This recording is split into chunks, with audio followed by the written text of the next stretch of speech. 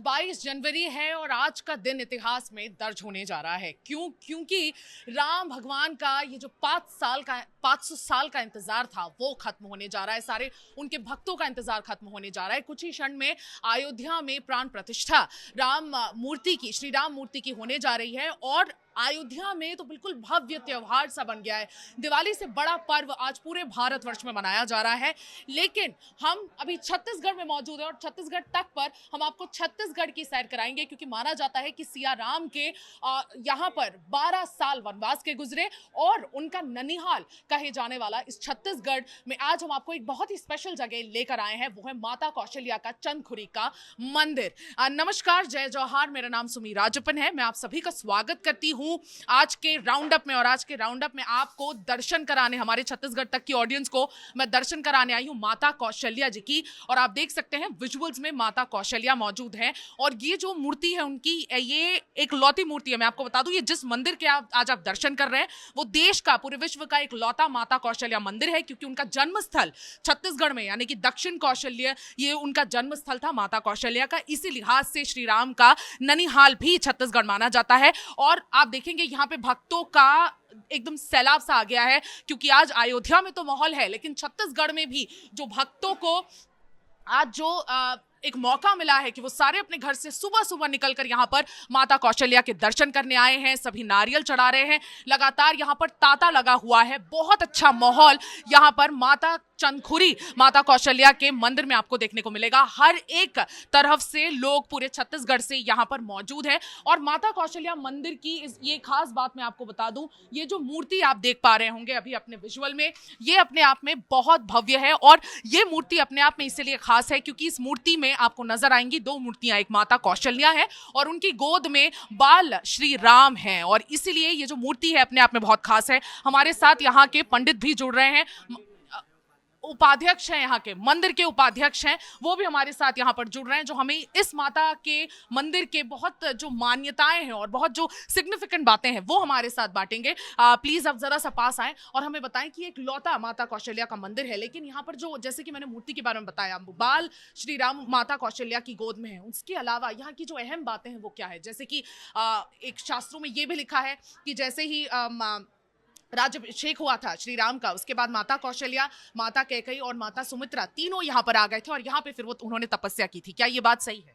हाँ, ये बात सही है कि माता कौशल्या भगवान राम के वनवास के बाद वो यहाँ आए थे और उसके बाद यहीं वो विलीन हो गया।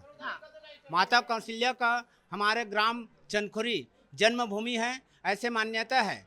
और इनके जो भी ये मंदिर बना है 8वीं शताब्दी का है, माता कौशल्या का मंदिर, वो विश्व में विख्यात है।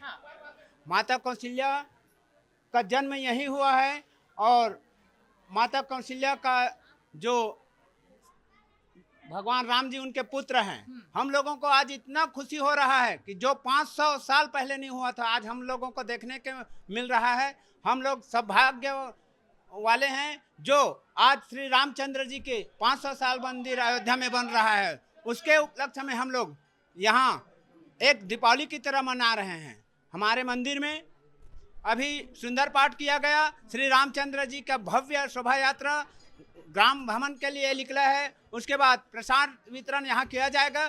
प्रसाद वितरण के बाद यहाँ भव्य कार्यक्रम मंत्री जी लोगों का है और सांस्कृतिक कार्यक्रम भी रखा गया है। यहाँ की खास बातें बताएं। भक्त जो हमारे आज देख रहे होंगे पूरे देश भर से और खासकर छत्तीसगढ़ के जो हमारे राम भक्त होंगे जो देख रहे होंगे, इस मंदिर की ऐसी क्या खास बातें हैं? यहाँ पर माता कौशल्या का मंदिर होने के साथ साथ हनुमान मंदिर भी है, श्री राम मंदिर भी है, और क्या खास बात है इस पूरे मंदिर प्रांगण की? इस मंदिर प्रांगण की खास बात यह है कि माता कौशल्या का तो मंदिर है ही, साथ में श्री रामचंद्र जी को बाल्य रूप में गोद में लिए हुए हैं। और माता कौशल्या ऐसे मान्यता है, आप जो भी इनसे मांग करेंगे श्रद्धा भक्ति से, वो सब आपका मनोकामना पूर्ण हो जाता है। और यहाँ पे सुखैन वैद्यराज जी का भी यहाँ पर समाधि माना जाता है। सुखैन वैद्यराज जी के बारे में बताइए कि किस तरह से शास्त्रों में उनका भी एक जिक्र किया गया और वो भी यहाँ पर आकर उन्होंने अपनी समाधि में यहाँ पर विलीन। सुखैन वैद्य जी के बारे में कि बताते हैं, जब लक्ष्मण को शक्ति लगा था तो उसी ने दवाई दिए थे। उसके पश्चात श्री लक्ष्मण जी महाराज जीवित हुए थे। उसके बाद लंका से वो अयोध्या आए और अयोध्या आने के बाद माता कौशल्या के साथ उन्होंने ग्राम चनखुरी आया और अपना पूरा जीवन यापन यही कर दिया। उसके हिसाब से वहाँ सुसैन वैद्य जी का समाधि स्थल बनाया गया है। बिल्कुल, आप यहाँ पर देख सकते हैं कि लगातार यहाँ की जितनी भी मान्यताएं हैं और इतनी सारी चीजें यहाँ पर हुई हैं, इसलिए यहाँ पे भक्तों का भी तांता लगा हुआ है। हम कोशिश करेंगे कुछ भक्तों से भी बात करने की। आपने अपने माथे पर आज जय श्री राम कर लिया है, पूरा देश राममय हो चुका है, कैसा लग रहा है आज? कितना बड़ा दिन है? बहुत अच्छा लग रहा है मैडम, इतना खुशी लग रहा है, इतना शायद तो उतना खुशी आज तक नहीं लगा है। मैं चंदखुरी के निवासी हूँ, मुझे अपने माँ कौशल्या के नाम से दर्शन है, बहुत दूर दूर के आदमी आ रहे हैं, इस बात में बहुत खुशी लग रहा है। हाँ। पूरे पूरे भारत से लोग आए हैं। कैमरा में जरा देख के हाँ। आप इनके चेहरे पर देख पाएंगे एक शांति और एक सुकून है आज इनके चेहरे पर। दिवाली से ज्यादा बड़ा त्योहार नहीं, बहुत बड़ा त्यौहार लग रहा है। ऐसा लग रहा है इतना ज्यादा भूपेश बघेल ने इतना अच्छा काम करा के गया है, शायद उनके राज में आज तक ऐसा काम नहीं हुआ। बहुत बड़ा खुशी लग रहा है। भूपेश बघेल के 3 साल के उसमें काम किया है, उतने ज़्यादा खुशी मुझे नहीं लग रहा है। आज भावुक भी हो रहे हैं बहुत लोग, आप भी यहाँ पर भावुक होते हुए नजर आ रहे हैं कि किस तरह से आप देख सकते हैं यहाँ पर जितने भी भक्त हैं, भले वो अयोध्या और पूरे देश भर में आज एक भावुकता है। आज एक ऐसे इमोशन बाहर आ रहा है जो कभी बाहर नहीं आया, और ये कहीं ना कहीं इनकी आंखों में भी आप देख पा रहे होंगे, आंसू हैं काफी ज्यादा। बिल्कुल मैडम, बहुत अच्छा महसूस हो रहा मैडम, इतना अच्छा लग रहा है शायद आज तक नहीं लगा। कभी सोचे थे कि अपने आप जब तक जीवित होंगे ऐसा कुछ देख पाएंगे? मैंने आज तक इतने दिनों से देखते चले आया था, मतलब 20 साल से। इतना पहले यहाँ पे मतलब लेडीज वगैरह कोई नहीं आता राम मंदिर में, सिर्फ जेंट्स के अलावा। आज के समय में इतना बदलाव गया है, लेडीज जेंट्स सभी आ रहा कौशल्या मंदिर दर्शन करने के। तालाब में कोई नहाता भी नहीं रहा, आज सभी कोई नहा धो रहे हैं, बढ़िया स्नान कर रहे हैं, कोई चीज का तकलीफ नहीं है। कोई चीज का तकलीफ नहीं है। चंदखुरी को एक नई सौगात जो मिली है, वो अपने आप में बहुत बड़ी सौगात है, और आज महसूस हो रहा है पूरे छत्तीसगढ़ को। सबको अच्छा महसूस हो रहा है, और मुझे चंदखुरी निवासियों को इतना खुशी का माहौल है, और शायद हो सकता है किसी को ना मिले ऐसा। बिल्कुल, एक चंदखुरी निवासी के लिए बहुत बड़ी बात है आज, क्योंकि माता कौशल्या का मंदिर, यहाँ पर ये जो मंदिर आप देख पा रहे होंगे, बहुत खूबसूरत मंदिर है ये। मैं जरा इसकी सैर करा दूं, ये देखिए बहुत खूबसूरत मंदिर है। इसके जो अभी जो पूरा मंदिर है उसमें भी थोड़ा कंस्ट्रक्शन का काम चल रहा है, इसे और भव्य बनाने की पूरी तैयारी की जा रही है। ये मंदिर जो है, ये स्पॉट है एक आस्था का, और स्पॉट को तैयार करने वाले यहाँ के पूर्व मुख्यमंत्री भूपेश बघेल है। उन्होंने राम वन गमन पथ सर्किट के जरिए, अपने इस पॉलिसी के जरिए, अपने इस योजना के जरिए उन सारे स्पॉट्स को जोड़ा छत्तीसगढ़ में, जहां पे श्री राम के पैर पड़े थे, श्री राम और माता सीता के पैर पड़े थे, और उनमें से ये भी एक स्थल है जिसको डेवलप किया जा रहा है। और आप देख सकते हैं कि यहाँ पे पूरे देश भर से लोग आते हैं, छत्तीसगढ़ से तो लोग आते ही है यहाँ पर माता कौशल्या और जय सिया राम के दर्शन के लिए, लेकिन यहाँ पे पूरे देश से लोग आते हैं। अभी भी यहाँ पर थोड़ा कंस्ट्रक्शन का काम चल रहा है, और जैसे कि हमें उपाध्यक्ष जी भी बता रहे थे, यहाँ पर माता कौशल्या का मंदिर होने के साथ साथ सिया राम का मंदिर है, हनुमान जी का मंदिर है यहाँ पर।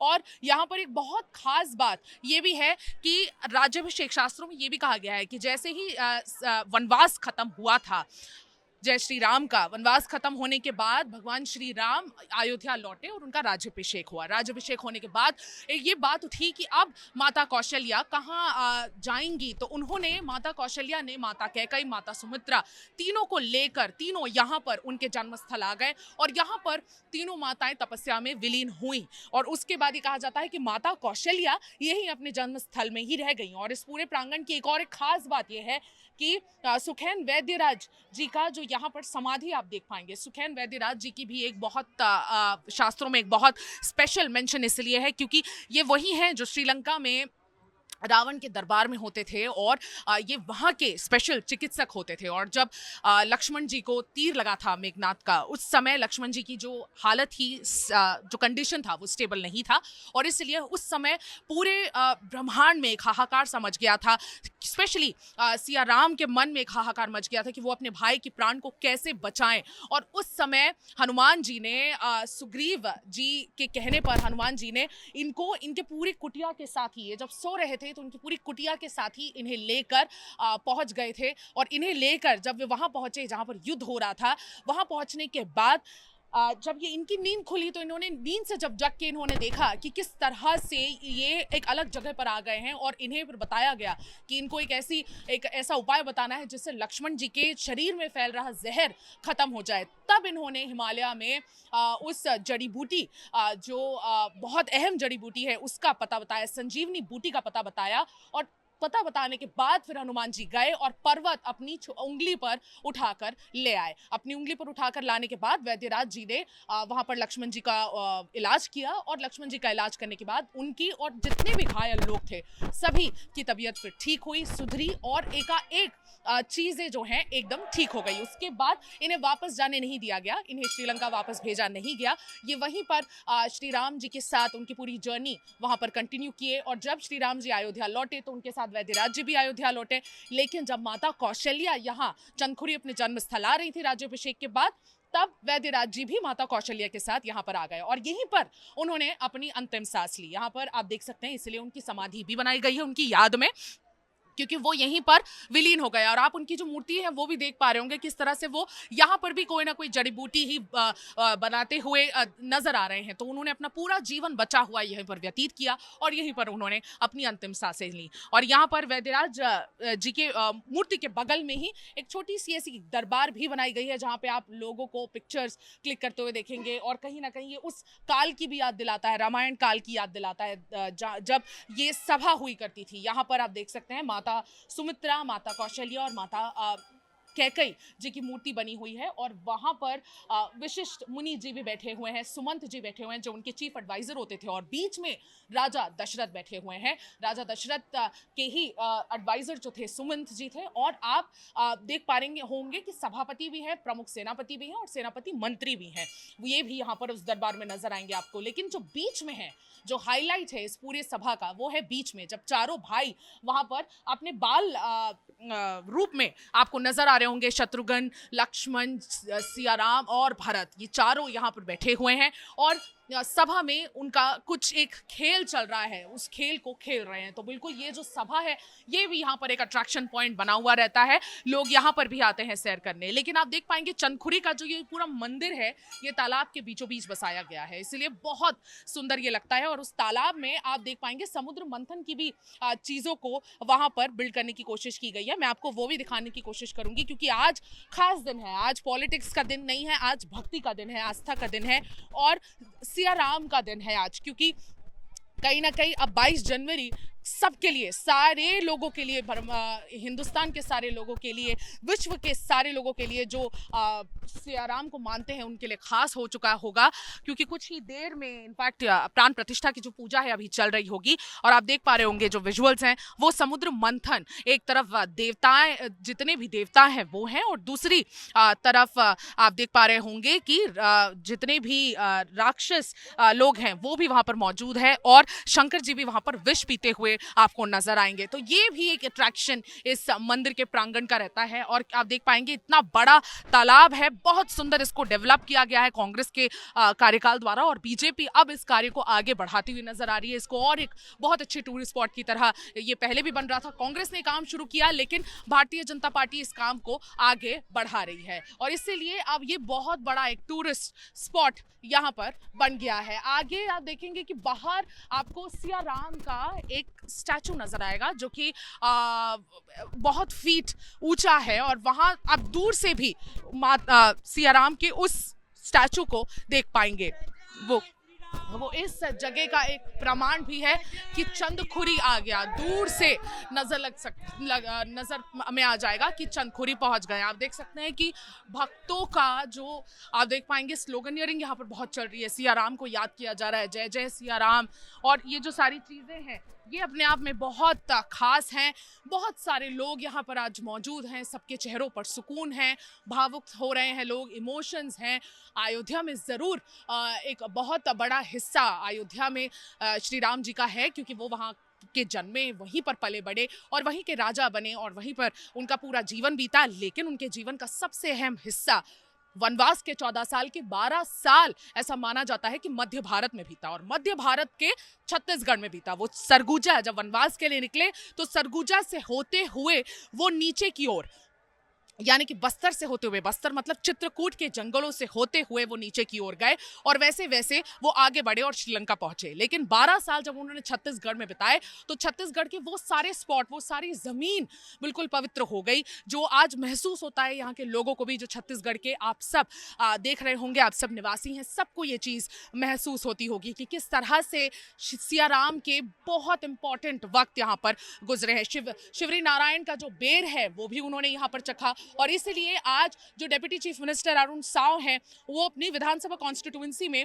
बेर की रंगोली बनवा रहे हैं और उसका वर्ल्ड रिकॉर्ड बन रहा है। बेर की सबसे भव्य, सबसे बड़ी रंगोली यहाँ पर बनेगी, जिसमें शिवरी नारायण जो यहाँ पर एक बहुत इंपॉर्टेंट जगह है जहाँ पर जो माता शिवरी हैं उनके बेर जो चखने का जो कार्य शिवरी नारायण में हुआ था, और इसीलिए वो जो रंगोली है वो यहाँ पर बेर से बनाई जाएगी और उस रंगोली का आज वर्ल्ड रिकॉर्ड बनेगा। उसके अलावा भी छत्तीसगढ़ में एक वर्ल्ड रिकॉर्ड बना है, क्योंकि धान का कटोरा बोला जाता है तो धान से भी रंगोली बनाई गई है रायपुर के साइंस कॉलेज में श्री राम की, इसी उपलक्ष्य में, इसी खुशी में कि आज वो अयोध्या में उनकी पूजा हो रही है, उनकी मूर्ति का प्राण प्रतिष्ठा हो रहा है और किस तरह से उस मंदिर को कल खोल दिया जाएगा भक्तों के लिए। लेकिन आज का दिन सबके लिए बेहद खास है और सबकी मेमोरीज में चला जाएगा, क्योंकि किसी ने ये नहीं सोचा था कि आज का दिन भी लोगों को देखने को मिलेगा। और इस प्राण प्रतिष्ठा में सभी लोगों का हाथ है जिन्होंने शुरुआत से लेकर अंत तक इस क्षण को सक्सेसफुल बनाने में मदद की है। भले वो कोई भी पॉलिटिकल पार्टी के हों, लेकिन सभी का अपना अपना हाथ है और इसलिए सभी कहीं ना कहीं आज भावुक हैं और इसलिए बेहद ज़्यादा खुश हैं। आज के राउंड अप में बस इतना ही, लेकिन आज बिल्कुल एकदम राममय हो चुका है पूरा भारत और इसलिए छत्तीसगढ़ भी आज इस फीलिंग में आज पूरा सोख हो चुका है, डूब चुका है।